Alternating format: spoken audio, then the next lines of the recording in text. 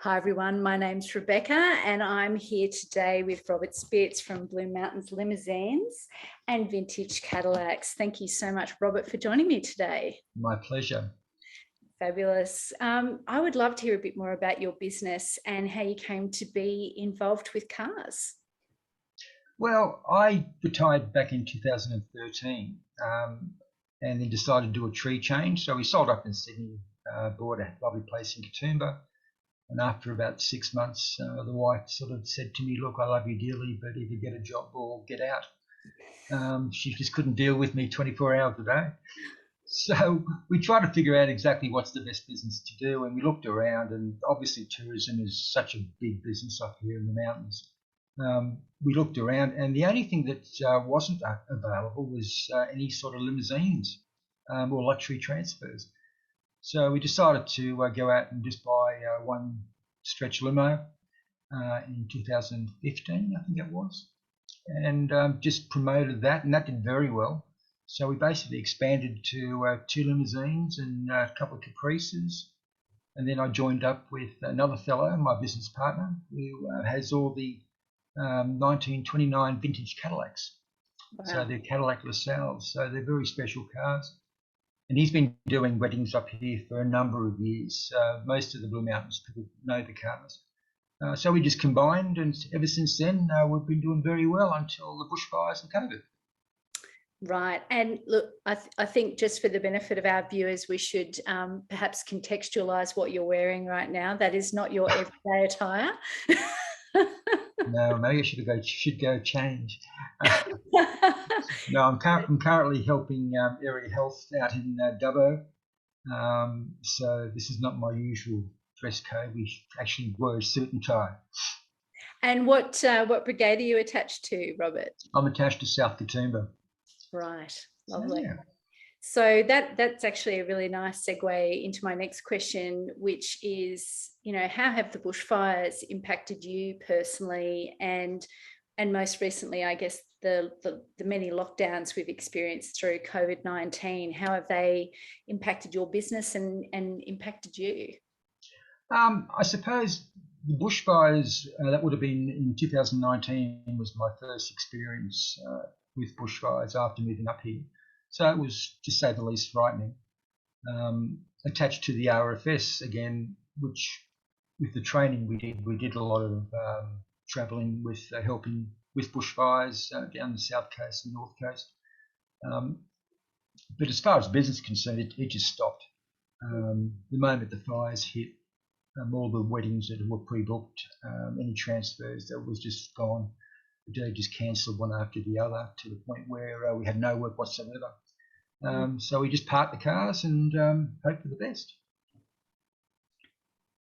And then I guess, there was that brief window when everyone thought that life was returning to normal. COVID hit. Yeah, we had about, I think it was 3 months where people had rebooked their weddings to get to finally get married. And then, as you say, we had all these bookings lined up. We thought, okay, we're through it all, no problems. And then COVID hit. So we just shut down again, and again all the weddings got postponed. Some people have been postponed, I think, 4 times now for their weddings. Wow. Have you had any situations where people have just decided, look, we're just not going to get married now? we have had one that's cancelled because they've separated. Okay. So I suppose that's a good thing in one respect. But yeah, generally speaking, people have been understanding, and everyone knows the situation up here. So all we could do is just park the cars and just try to do the best we could. Mm. And how supportive have you found the community during that time? We had very little support as far as the community is concerned, mainly because we're not a street front business as such. Right. But what we did do is we initially we offered free transportation for the elderly, because when the first lockdown happened, there was a whole lot of problems with the elderly not being able to get to doctors' appointments or pick up their drugs from chemists. So we decided, well, we might as well do something. So we were offering free transports and running around picking up scripts for the elderly around Katoombalura and Wentworth Falls, which was received very well. And we had nothing else to do, so that worked out nicely. That's beautiful. And I guess what point are you at now with the business as the restrictions start to be pulled back? Is your business starting to ramp up again now? Slowly. I think coming into Christmas, a few of the weddings that we have been postponing for many, almost 2 years now, they're finally coming up now. We're finally getting the phone calls coming through now, which is a great thing. We finally get bookings coming through. And as far as domestic transport is concerned, that's with the airport transfers. We actually have an understanding with all the hotel groups up here in Katoomba, which is the Escarpment Group and the Fairmont, where we mainly do their airport transfers. Initially, it was all the internationals, tourists that we were. So naturally, we haven't had that for a while. And it may be a while yet before we get those, but we're starting to see domestic transport happening and domestic holiday makers, which is really good. So we're finally getting going again. I guess for many businesses, this kind of double whammy has been completely unexpected. Is there anything that you would do differently as a business person if you were faced with, I guess, a situation like that again? Is there a way that you would operate differently or change what you did? There's not much we could do because, as you say, a lot of businesses could pivot. We couldn't.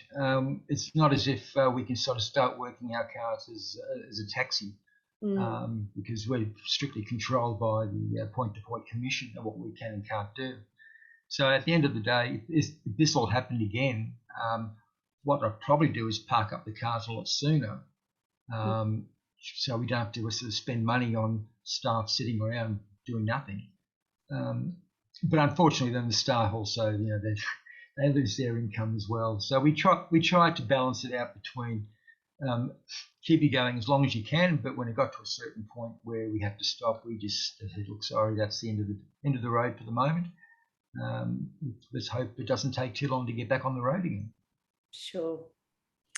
And where can people find out more about your business now that things are opening up?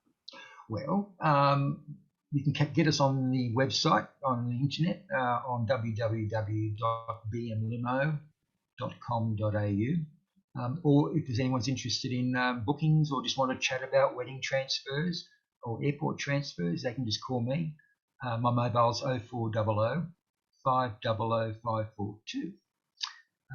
Or just leave a message on the internet chat page. And you mentioned to me just before that your service is quite competitive in terms of, if someone's arriving at the airport to come back to the mountains in style. Well, yes. I mean, we worked out that if you caught a taxi from the airport, because it's out of area, I didn't realise this, but once they cross the Nepean River, you actually have to pay for the return trip. So if it costs you $200 to get to, say, Lura, you in fact have to pay $400 because you have to pay for the return trip. And I was quite amazed about that. So we've priced our transfer rates quite competitively. So it actually works out much cheaper for anyone coming in to come up to the mountains. And we'll pick you up in a lovely suit, a lovely chauffeur with a funny hat and tie, in one of our Caprices, or if there's more than 3 or 4 people, we can even use our stretch, a limousine, and we may even throw in a bottle of champagne in the back as well. Well, that sounds fine. Makes the trip more enjoyable. Absolutely. Well, look, thank you so much, Robert, for joining us today.